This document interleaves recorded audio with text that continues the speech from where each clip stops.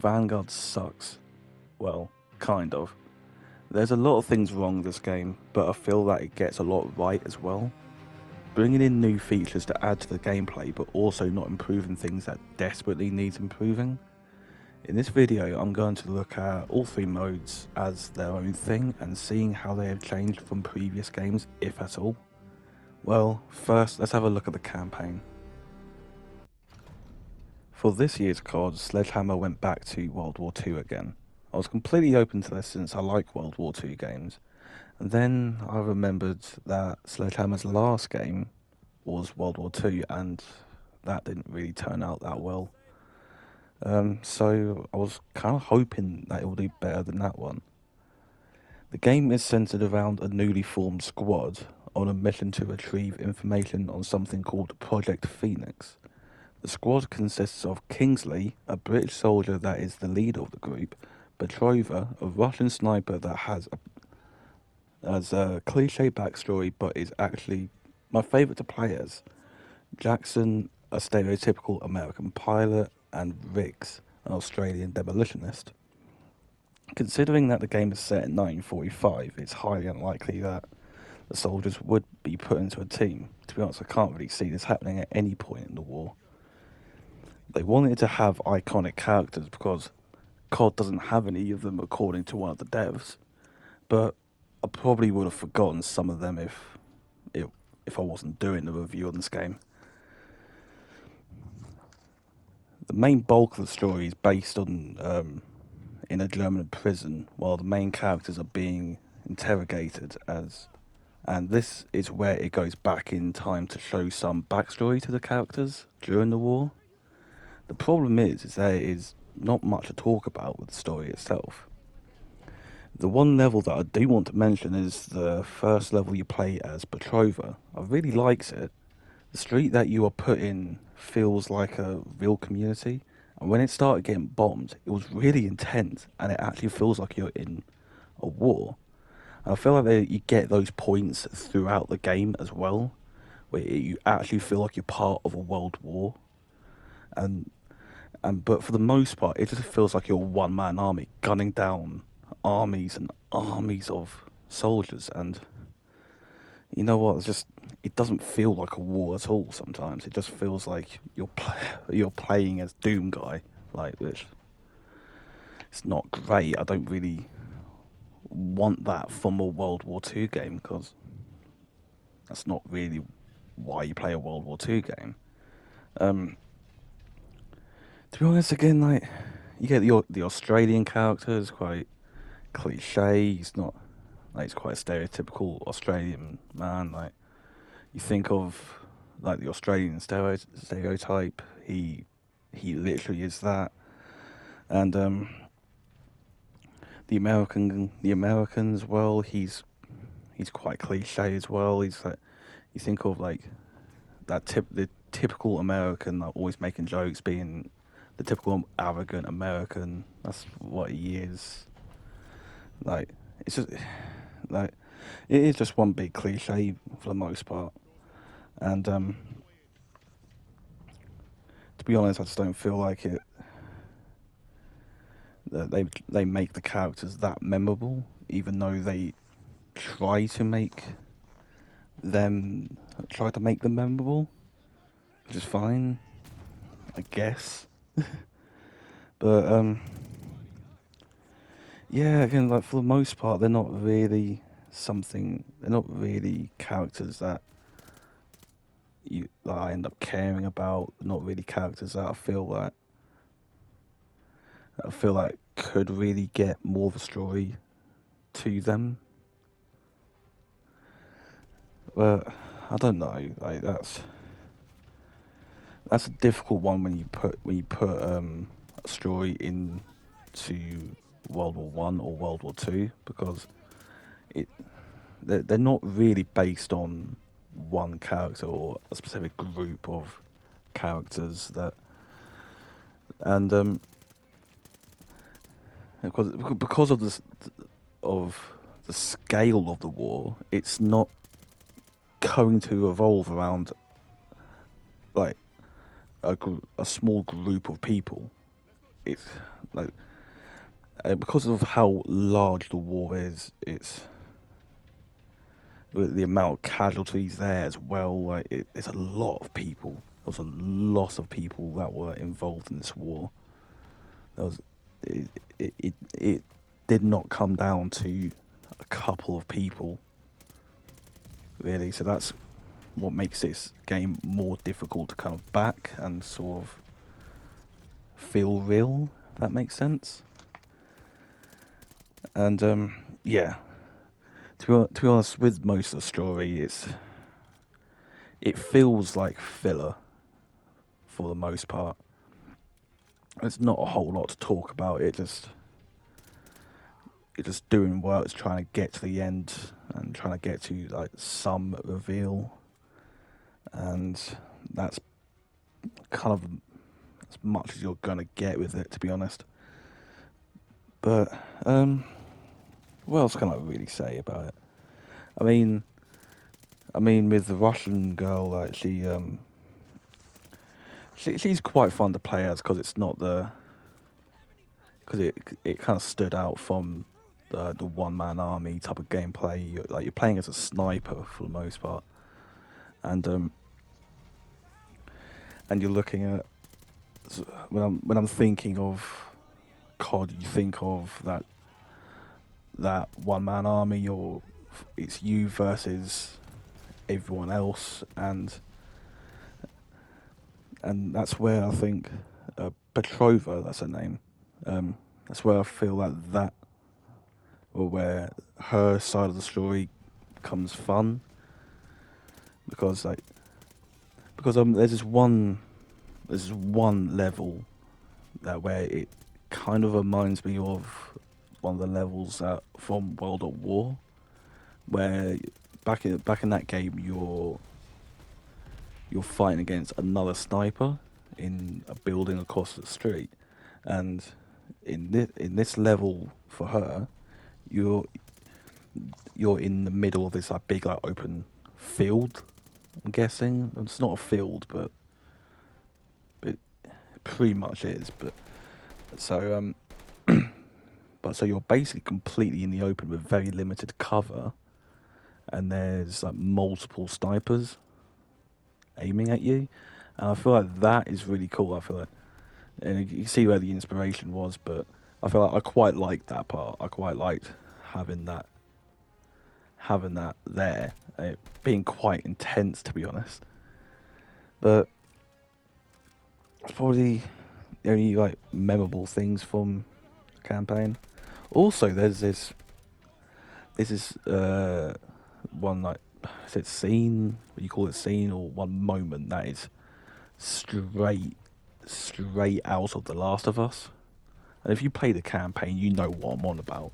Where Steiner is basically hunting you down in this room, and it's straight up the same level where Ellie in The Last of Us has been chased by David, and I feel like that is very obvious where they lifted that from. I don't know how to feel about that. It's different for COD, but it's very obvious where they got the inspiration for that from. But yeah, that's about as much as I can really say. But so I'm just gonna jump straight to the ending of the game. Hitler is now dead, and his second in command has created the Fourth Reich, but that is short-lived because he's killed just a few minutes later. So Project Phoenix is now done, and cause that's what Project Phoenix was, is to create the Fourth Reich.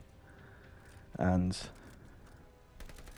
yeah, that was basically the big reveal, and basically meant the whole game was pretty much worthless, because that was the whole point, was to find information on Project Phoenix.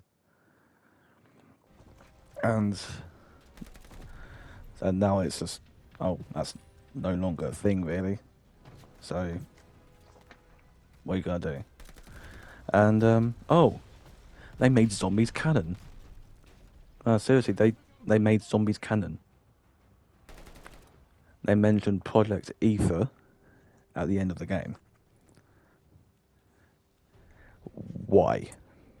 Just why did you bring zombies into this? Like, I sort of had my suspicions when Weaver is it Weaver was in the zombie mode for Cold War, but I thought maybe that's probably just like an alternate timeline like they usually do with zombies, but no, they basically made it canon, so they did that.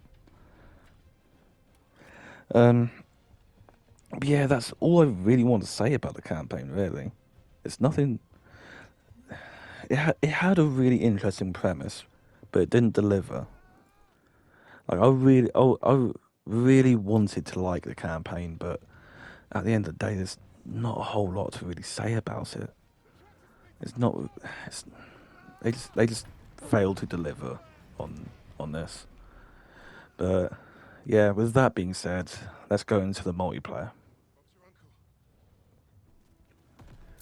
Oh, where do I start?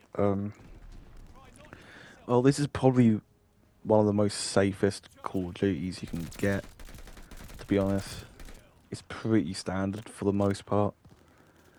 There's currently 21 maps in the game at the moment.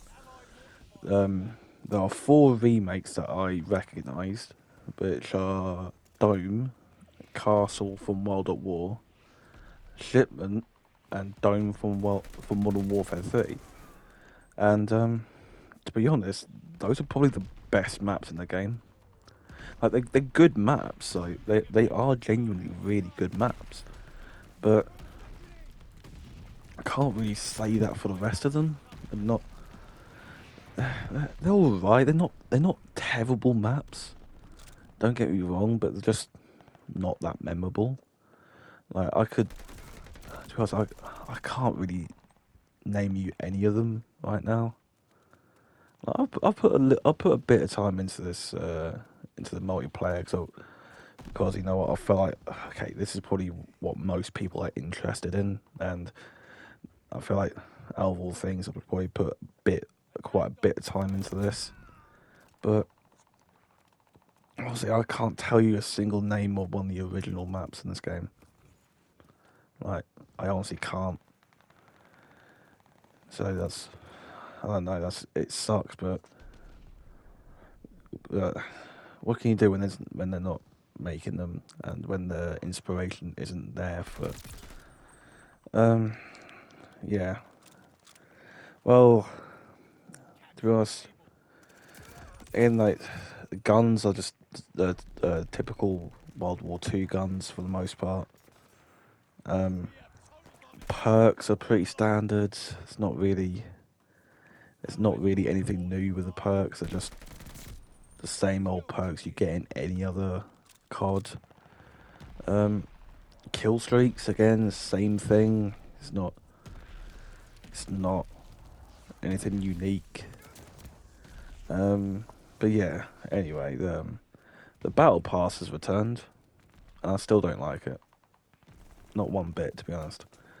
Um, thing is, like, it's better than loot boxes. I'll say that. I'm not really a fan of timed content where you can only get things at a certain time. Well, in a certain time limit, and I'm not a big fan of that.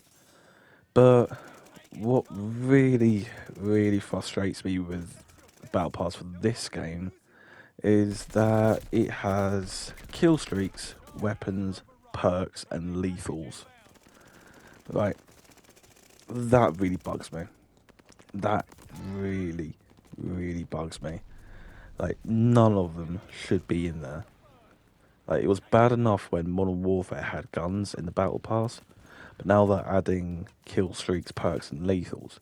Granted, they're free, that you don't actually have to pay for the Battle Pass, but they shouldn't be in there. Like, like they shouldn't be in there at all. Like, that really frustrates me. Like, there's like can't you think of better ways to bring these perks into the game? bring these like kill streaks, perks, and lethals into the game. It's like, why weren't they there in the first place? What, did you just not have enough time to to put them in there, or was it just laziness? Because the truth is, like, it's not. It just shouldn't be there. There's no reason that they should be there. And yeah.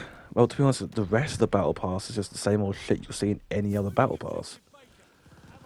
Like, it's not, again, it's nothing really like that great. It's just like, again, it's like cool.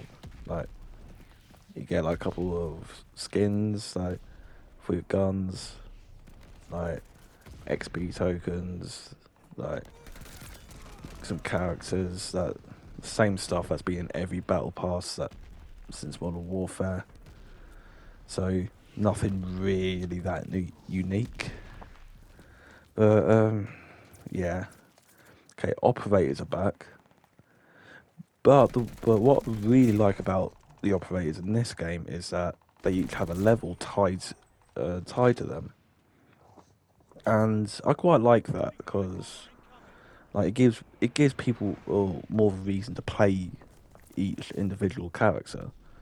Because like with the last two Call of Duties, Modern Warfare 2019 and Cold War, you had all these characters that you played that you can get, that you can play as, but there was no real incentive to kind of play as any one of them apart from the fact that you like the look of them, like they look cool or whatever. But now you have a level tied to them. That's which I like. I like that. I'll give them that. That's pretty cool. And yeah, this is a new thing called combat pacing, which is probably the most unique aspect to the game, to the multiplayer even, and it's probably the biggest change to the multiplayer. So what that is, it's I forgot what it's called. I did for some reason I didn't write it down. But there's different pacings. Like one has like the standard 6 versus 6. Another has, I think it's 8 versus 8, and another has 12 versus 12. And I quite like that because it changes up the game. Cause like the standard 6v6 is just the normal type of match you'll get in Call of Duty, and it gets really chaotic when there's 12v12 on some of these maps. It gets very chaotic, and because it is a lot of fun. It is a hell of a lot of fun playing 12v12 sometimes. And I gotta admit, it is enjoyable. So I can't say it's a bad thing. Yeah, the store is still there, and yep, it's still shit. Like, it's horribly overpriced. Like, honestly, like you're looking at like £16 for a fucking character. Well, basically just for like a character. Really, that's really all you want from some of these bundles. Like, and it's just not. It's not worth the money. And to be honest, that's the one thing I kind of wish people didn't do. Spend money on these sort of things because it is horribly overpriced. And you can probably get some better things with the money that you would be spending on this. Again, I'm not here to tell you how to spend your money. Like, I'm here playing this game, aren't I? So yeah. Honestly, like, it really isn't a whole lot to talk about. It really isn't. There's, like, it's again, it is just a standard multiplayer. Like, if you played Modern Warfare 2019, this is literally a reskin of of that game, apart from the combat pacing. The only difference between, well, the only two differences between this and Modern Warfare 2019 is one, it's set in World War Two, and two, that there's combat pacing. That's basically it. There's nothing else worth mentioning about it. So, yeah, that said, let's go on to talk about zombies. Zombies is where most of the creativity has gone. To be honest, that doesn't really say much, really. But yeah, there are currently two maps in the game, which acts more like a hub area for where you can choose what objective you want to do. And to be honest, like I like the idea of that of having objectives in in a zombie game mode instead of the survival. But I kind of want to have a round based survival game mode and as well as this objective based mode. But hey, that's not in the game, so that kind of sucks. But to be honest, the quests are just glorified fetch quests and defense sections. Uh, there's not really. Again, they're quite dull. They're quite boring. There's not. Again, there's not a lot to really say about them. Again, because it's just they're just what they do here is just tired old old cliches that just are nothing new. Like that's again the biggest problem in this game. It's nothing new. There's and yeah, again as I said, there's no traditional round based maps, which means the counter that you're seeing in the top right isn't rounds you complete, it's objectives you complete. And which kind of changes the whole dynamic of what zombies is, not having the traditional rounds and yeah. Anyway, and yeah. Speaking of objectives, when you get teleported to an area, there's obviously you get teleport, or you say teleport, you get teleported to like these little areas of like the hub, because every time you do an objective, it expands the map you're currently on. But when you're not in that map, when you're not on that map, when it teleports you to a different area, it's all reused. It's all reused maps and air maps from multiplayer, and when they're not from multiplayer, it's from older zombie games. Like I think it was, is it Shino Nu Shino Numa? Is it that map? I always get that map's name mixed with another map. It's but yeah, it's basically an old zombies map that you go back to. That's on the first map. That was an objective from the first map or hub area, whatever the fuck it's called. Yeah, but yeah, again, that's another difficult thing because is it just another time? Is it just not another thing that was just either they ran out of time or they were just being lazy? I don't know because because I can kind of understand it if it was like they didn't have enough time to do it, but realistically, they if they wanted to do something like this, they should have had like specific areas for this game mode, and it's just not working out. Like it's not working out properly, and that's yeah, that's the thing. But anyway, there are also no original characters. Again, there's you're playing as operators that you can unlock or buy for £16. Um, because that's not necessarily a deal breaker, but it's noticeable when they are not there.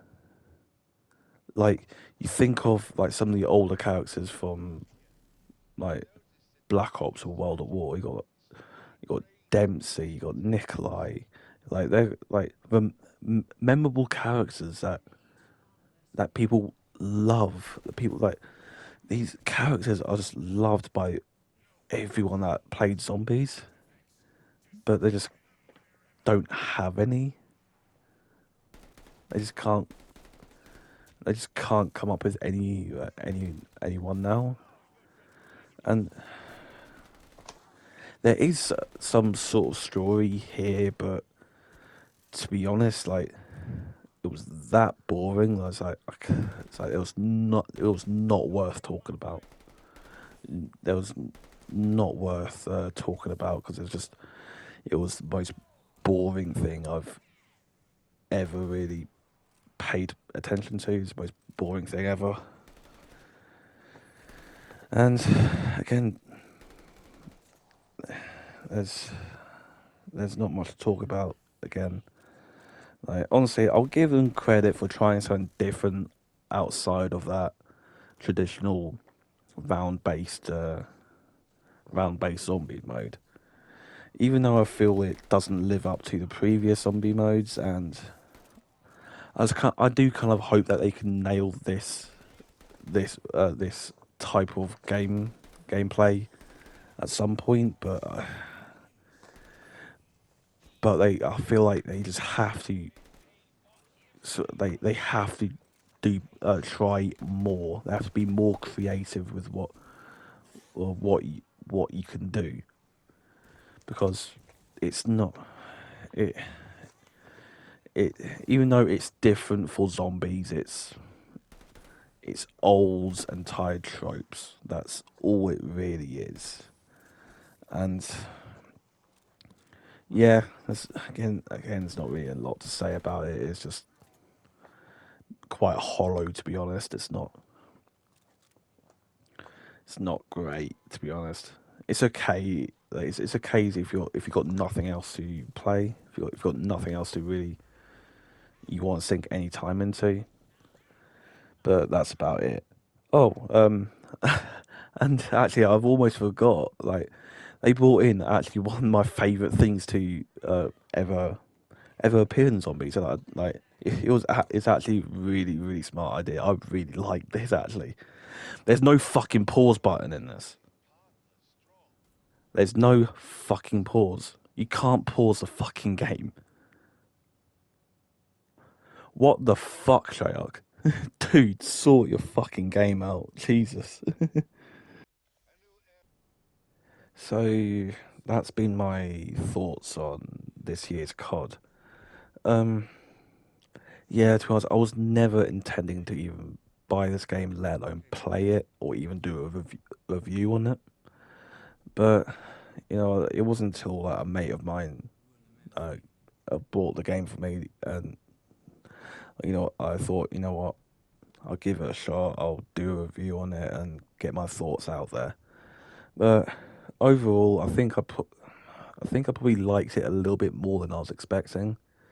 And to be honest, like I kind of went, I did go into this game with a more of a negative mindset towards what this game's gonna be, because of all the stuff going around about Activision Blizzard right now. That didn't exactly help my opinion of what the company, well the publishers are like. It doesn't help, but And with everything else about it, a pre-announcement saying that it was going to be a train wreck, and the sheer amount of bugs and glitches that it had very early on, that didn't help either. And yeah, again, there was a lot of things wrong with this game, and I feel like if there wasn't so many bugs, I think the multiplayer would have been.